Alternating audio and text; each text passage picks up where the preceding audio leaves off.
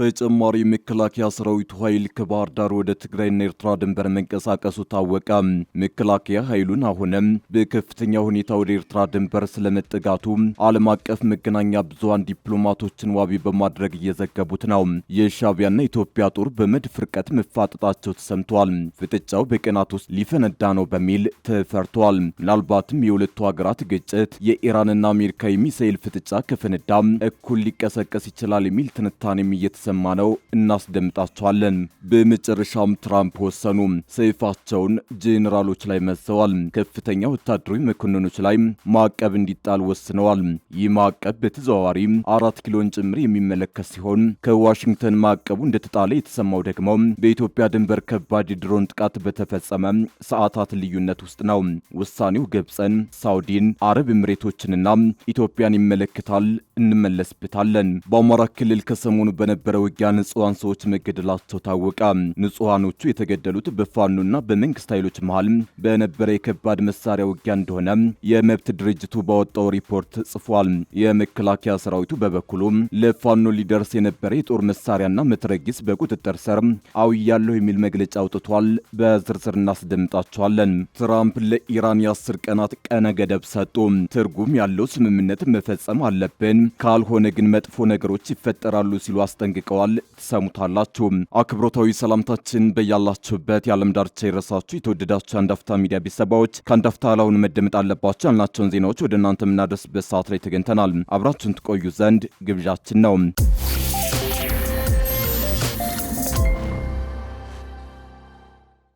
ተጨማሪ መከላከያ ሰራዊቱ ኃይል ከባህር ዳር ወደ ትግራይና ኤርትራ ድንበር መንቀሳቀሱ ታወቀ። መከላከያ ኃይሉን አሁንም በከፍተኛ ሁኔታ ወደ ኤርትራ ድንበር ስለመጠጋቱ ዓለም አቀፍ መገናኛ ብዙሃን ዲፕሎማቶችን ዋቢ በማድረግ እየዘገቡት ነው። የሻዕቢያና ኢትዮጵያ ጦር በመድፍ ርቀት መፋጠጣቸው ተሰምቷል። ፍጥጫው በቀናት ውስጥ ሊፈነዳ ነው በሚል ተፈርቷል። ምናልባትም የሁለቱ ሀገራት ግጭት የኢራንና አሜሪካ የሚሳኤል ፍጥጫ ከፈነዳ እኩል ሊቀሰቀስ ይችላል የሚል ትንታኔም እየተሰማ ነው። ጥቂት ቅጽበትና አሳቻ ሰዓት የሚጠብቀው የኢትዮ ኤርትራ ወታደራዊ ፍጥጫ ጽዋው እየሞላ ነው። ሁለቱም ሀገራት ያላቸውን ጦርና የጦር መሳሪያ ሁሉ አሟጣው ወደ ድንበራቸው አስጠግተዋል። የሻዕቢያና ኢትዮጵያ ጦርም በመድፍ ርቀት ላይ ሆነው ተፋጠዋል። ብሉምበርግ ያወጣው ዘገባ የሁለቱ ጦር ከመቼውም ጊዜ በላይ መፋጠጣቸውን ዘግቧል። መነሻውን ባህር ዳር ያደረገ ከፍተኛ ቁጥር ያለው የመከላከያ ኃይል ወደ ትግራይ አዋሳኝ መንቀሳቀሱን ብሉምበርግ ዲፕሎማቶችን ዋቢ አድርጎ ዘግቧል። ከኢትዮጵያ መከላከያ ሰራዊት ባለፈ የኤርትራ ጦርም ከፍተኛ ቁጥር ያለው ጦሩን አስጠግቷል ተብሏል። ይህ እንቅስቃሴ በአፍሪካ ቀንድ ቀጠና ውስጥ የአዲስ ጦርነት አደጋን እየጨመረ ነው ሲል ዘገባው ይገልጻል። የኢትዮጵያ ጦር ትልቅ ቁጥር ያለው ኃይሉን በባህር ዳር ከተማ በኩል ወደ ትግራይ ድንበር እያጓጓዘ ነው ሲልም አክሏል። በአንጻሩ የኤርትራ ወታደሮች ደግሞ ወደ ትግራይ ክልል ውስጥ በተለያዩ አካባቢዎች እየተሰማሩ ነው ብሏል። ወደ ትግራይ ክልል የሚጓጓዙ ወታደራዊ ተሽከርካሪዎችና ከባድ መሳሪያዎች አሁንም ያለማቋረጥ ጉዟቸውን እንደቀጠሉ ናቸው። የውስጥ መረጃዎችና ትንታኔዎች እንደሚያሳዩት ከሆነ የፌዴራል መንግስቱ ከኤርትራ ጋር ወደ ግጭት ይገባል ተብሎ ቢጠበቅም አሁን ላይ ዋናው የትኩረትና የትግል አቅጣጫው ትግራይ እንደሆነች ያሳያል። የባህር በር ጥያቄንም ሆነ ሌሎች ስትራቴጂካዊ ጉዳዮችን በተሟላ መልኩ ለመጠየቅና ለማስፈጸም የትግራይ ኃይሎች በመሃል ላይ እንደ ትልቅ እንቅፋት ቆመዋል የሚል እምነት አለ። በመሆኑም በፌዴራል መንግስቱ ደረጃ መጀመሪያ እነሱ ጋር ያለውን ጉዳይ የማጽዳት እቅድ ወጥቷል። በቀጣይ የሚኖረውን ግብና ትንበያ ስንመለከት በሚቀጥሉት ወራት ትግራይን ሙሉ በሙሉ በመቆጣጠር አቅምን የመገንባት ስራ ይሰራል። ዋናው ግቡ ምርጫው እንዳለቀና የክረምቱ ወቅት መግባት ሲጀምር ያለንን የባህር በር ጥያቄ በኃይል ጭምር ለማስፈጸም የፌዴራል መንግስቱ ያንን የባህር በር ጥያቄ በኃይል ጭምር ለማስፈጸም የፌዴራል መንግስቱ ማቀዱን መረጃዎች ይጠቁማሉ። ይህ የኃይል አሰላለፍና እቅድ በቀጠናው ላይ ትልቅ የጸጥታና የፖለቲካ ንዝረትን ይፈጥራል ተብሎ ይጠበቃል። በአማራ ክልል ከሰሞኑ በነበረው ውጊያ ንጹሃን ሰዎች መገደላቸው ታወቀ። ንጹሃኖቹ የተገደሉት በፋኖና መንግስት ኃይሎች መሃል በነበረ የከባድ መሳሪያ ውጊያ እንደሆነ የመብት ድርጅቱ ባወጣው ሪፖርት ጽፏል።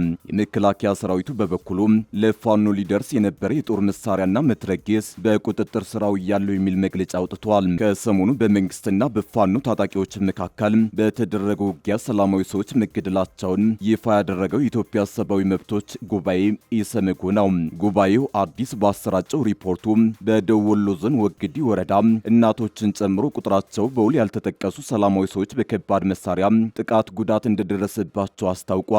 በግጭት አውድ ውስጥ የሚፈጸሙ የሰላማዊ ሰዎች ግድያ አሳሳቢ ሆኗል የሚለው የኢሰመጉ ሪፖርት በአማራ ክልል የተፈጸመውን ግድያ በአብነት ጠቅሷል። በክልሉ ደቡብ ወሎ ዞን ወግዲ ወረዳ ጋሌ በተባለ ቦታ ጥር 26 ቀን 2018 ዓ.ም በመንግስት የጸጥታ አካላትና ታጣቂ ኃይሎች መካከል በነበረ የተኩስ ልውውጥ የተጎዳችን እንስት ወደ ሆስፒታል በሚወስዱበት ወቅት መሆኑን አመልክቷል። ማንነቷ በመግለጫው ያልተጠቀሰው ሴት እሷም የአካል ጉዳት የደረሰባት ከወንዝ ውሃ ቀርታ ስትመለስ በነበረበት ወቅት በሁለቱ ኃይሎች የተኩስ ልውውጥ በተባራሪ ጥይት ቆስላ ነው።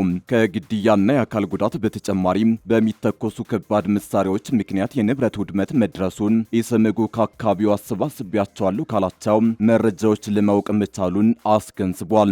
ኢሰመጉ የትናንቱ መግለጫው ሌላው ትኩረት ያደረገው አካባቢ የደቡብ ኢትዮጵያ ክልል ነው። በክልሉ የዘይሴ ማህበረሰብ የወረዳነት መዋቅር ጥያቄ ጋር በተያያዘ ለረጅም ጊዜ በማህበረሰቡ ላይ የሞት የአካል ጉዳትና የንብረት ውድመት መድረሱንና አሁንም እየቀጠለ ያለ መሆኑን ኢሰመጉ አስታውቋል። ለዚህም አብነት ጠቅሷል።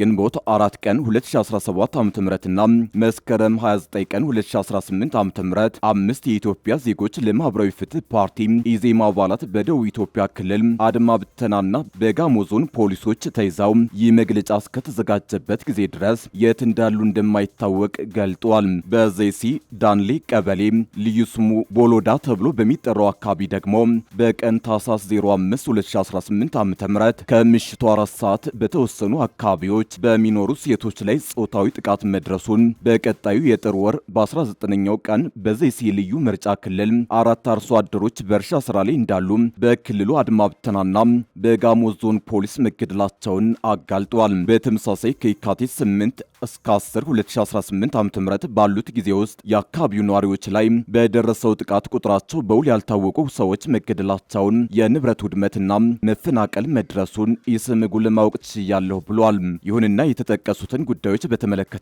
የመንግስትን ምላሽ ለማካተት ኢሰመጉ ከአርባ ምንጭ ዙሪያ ወረዳ አስተዳደር መረጃዎችን ለማግኘት አድርጌዋለሁ ያለው ጥረት እንዳልተሳካለት አመልክቷል። ሁለቱንም ክልሎች በተመለከተ ባስተላለፈው ጥሪ የደቡብ ኢትዮጵያ ክልል የፍትህ አካላት በዘይሴ ዳንሌ ቀበሌ በሴቶች ላይ ጾታዊ ጥቃት የፈጸሙ የጸጥታ አካላትን ለፍርድ እንዲያቀርቡ፣ በደቡብ ኢትዮጵያ ክልል የጸጥታ አካላት ተይዘው የት እንዳሉ የማይታወቁትን 5 የኢዜማ አባላትን የደቡብ ኢትዮጵያ ክልል ፍትህና ጸጥታ አካላት የት እንዳሉ ለቤተሰቦቻቸው እንዲያሳውቁና በወንጀል የሚፈለጉ ከሆነ ወዲያውኑ ለህግ በማቅረብ ፍትህ የማግኘት መብታቸውን እንዲያከብር ጠይቋል። የፌዴራልና የአማራ ክልል መንግስታት በአማራ ክልል በንጹሃን ላይ እየደረሰ ያለውን የሰብአዊ መብት ጥሰት በቂ ትኩረት በመስጠት የሰዎች በህይወት የመኖር መብትን እንዲያከብሩና እንዲያስከብሩ ጥሪ አስተላልፏል። በመጨረሻም ትራምፕ ወሰኑ። ሰይፋቸውን ጄኔራሎቹ ላይ መዘዋል። ከፍተኛ ወታደራዊ መኮንኖች ላይ ማዕቀብ እንዲጣል ወስነዋል። ይህ ማዕቀብ በተዘዋዋሪ 4 ኪሎን ጭምር የሚመለከት ሲሆን ከዋሽንግተን ማዕቀቡ እንደተጣለ የተሰማው ደግሞ በኢትዮጵያ ድንበር ከባድ ድሮን ጥቃት በተፈጸመ ሰዓታት ልዩነት ውስጥ ነው።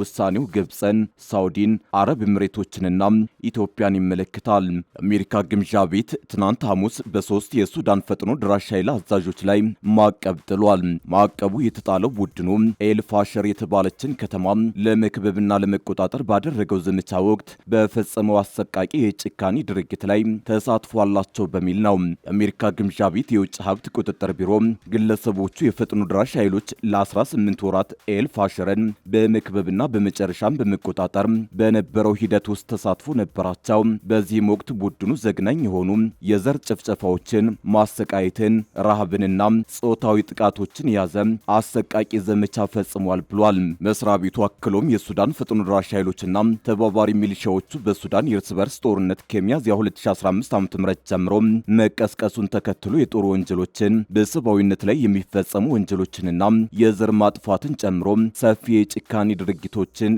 ፈጽመዋል ብሏል። የሀገሪቱ ግምጃ ቤት ሚኒስተር ስኮት የሱዳን ፈጥኖ ደራሽ ኃይሎች አስቸኳይ ሰብአዊ የተኩስ አቁም እንዲያደርጉ አሳስበዋል። በሱዳን እየተካሄደ ያለውን የሽብር ዘመቻና ትርጉም የለሽ ግድያ አንታገስም ያሉት ሚኒስትሩ ግጭቱ በአፋጣኝ የማይቆም ከሆነ ቀጠናውን ይበልጥ በማናጋት ለሽብር ቡድኖች እድገት አመቺ ሁኔታን ይፈጥራል ሲሉ አስጠንቅቀዋል።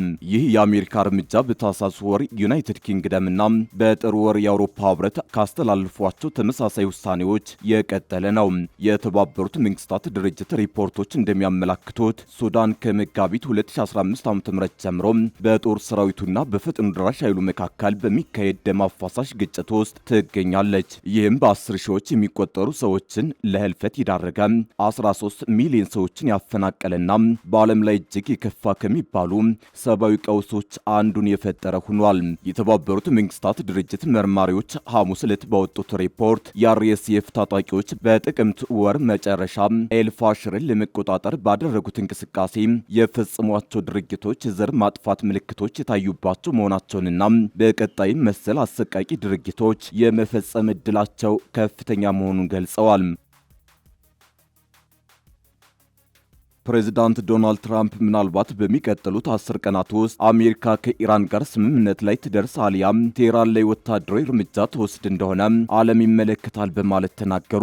ትራምፕ አቋቋሙት የጋዛ የሰላም ቦርድ የመጀመሪያ ስብሰባ ላይ ባደረጉት ንግግር ከኢራን ጋር እየተደረገ ስላለው የኒውክሌር ፕሮግራም ድርድር አንስተዋል። ትርጉም ያለው ስምምነት መፈጸም አለብን፣ ካልሆነ ግን መጥፎ ነገሮች ይፈጠራሉ ሲሉ አስጠንቅቀዋል። ባለፉት ሳምንታት ውስጥ አሜሪካ በመካከለኛው ምስራቅ የሚገኝ ኃይሏን ማጠናከሯን ቀጥላለች። በሌላ በኩል ደግሞ ስዊዘርላንድ ውስጥ ከኢራን ጋር የምታደርገው ድርድር ለውጥ እየታየበት እንደሆነ ተነግሯል። የዲሞክራቲክ ፓርቲ ሕግ አውጪዎችና አንዳንድ ሪፐብሊካኖች በበኩላቸው ኮንግረስ ሳይፈቅድ ኢራን ላይ ሊወሰድ የሚችል ማንኛውንም ወታደራዊ እርምጃ በተመለከተ ካሁኑ ተቃውሟቸውን እያሰሙ ነው። ትራምፕ በንግግራቸው በድርድሩ አሜሪካን የወከሉ ልዩ መልእክተኛ ስቲቭ ዊትኮፍና አማቻቸው ጃሬድ ኩሽነር ከአሜሪካ ጋር በጣም ጥሩ ውይይቶችን ማድረጋቸውን ገልጸዋል። ባለፉት ዓመታት እንደተመለከትነው ከኢራን ጋር ትርጉም ያለው ስምምነት ላይ መድረስ ቀላል አይደለም ብለዋል። ስምምነት የማይፈጸም ከሆነ ግን መጥፎ ነገሮች ይፈጠራሉ ሲሉም አስጠንቅቀዋል። ትራምፕ ይህንን ከማለታቸው አንድ ቀን አስቀድሞ ዋይት ሃውስ ፕሬስ ሰክሬታሪያት የሆኑት ካሮሊን ሌቪንት ኢራን ከአሜሪካ ጋር ስምምነት ላይ ብትደርስ በጣም ብልህነት ነው ሲሉ ተመሳሳይ ማስጠንቀቂያ ሰጠው ነበር። ፕሬዚዳንት ትራምፕ አሁንም ቢሆን የኢራን የኒውክሌር ፕሮግራምን በተመለከተ ዲፕሎማሲያዊ መፍትሄ ይገኛል የሚል ተስፋ መሰነቃቸውንም ፕሬስ ሴክሬታሪዋ አክለዋል። ባለፉት ሳምንታት ውስጥ አሜሪካ ዩኤስኤስ አብርሃም ሊንከን የተሰኘውን ግዙፍ የጦር መርከብ ጨምሮ በርካታ ኃይሎቿን ወደ ቀጠናው አስጠግታለች። ኢራንም በበኩሏ ወታደራዊ ተቋሞቿን ከጥቃት ለመከላከል በሚያስችል ሁኔታ እያጠናከረች እንደሆነ የሳተላይት ምስሎች አሳይተዋል። የኢራን ጠቅላይ መሪ አያቶላ አሊ ካማኒ የአሜሪካ ኃይሎች ላይ የተሰነዘሩ ዛቻዎችን በማህበራዊ ሚዲያ ገጻቸው ለጥፈዋል።